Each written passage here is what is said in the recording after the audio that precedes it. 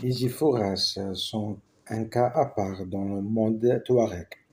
Durant très longtemps, leur confédération hétérogène, plus maraboutique que guerrière, a vivoté entre les démêlés des Kunta avec les Ouelmendes ou les Hogar, cherchant son autonomie dans une neutralité pacifique.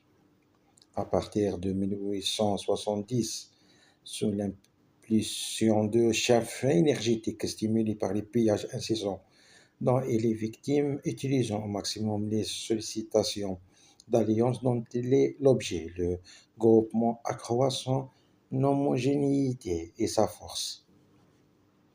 Pour s'opposer aux conquêtes françaises, leurs puissants voisins contestaient jusque-là l'autorité des Iforas sur de petites tribus.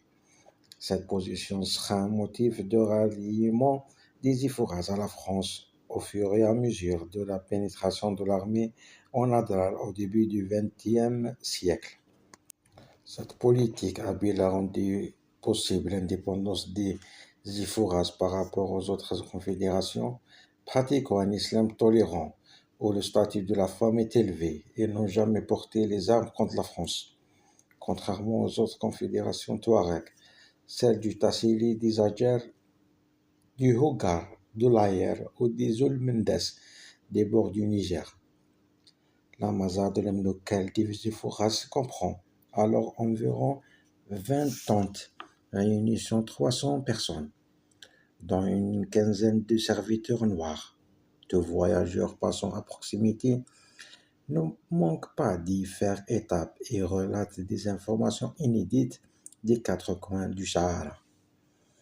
La conquête qui débute en Adrar en 1908 est intimement liée à la personne d'Attahar Eg Illi, un local des Iforas à partir de 1912, d'une intelligence et d'un réalisme politique exceptionnel, marqué par ses contacts avec des Français tels que le père de Foucault, le général Laprine, le capitaine Charlet, le commandant Bitrix et le capitaine Lecoq.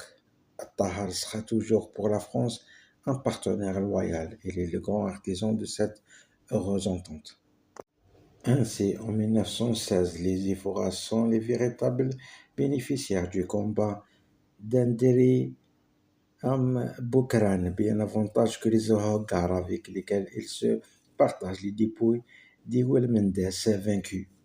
Ce jour-là, les Iforas conquièrent la fortune matérielle, la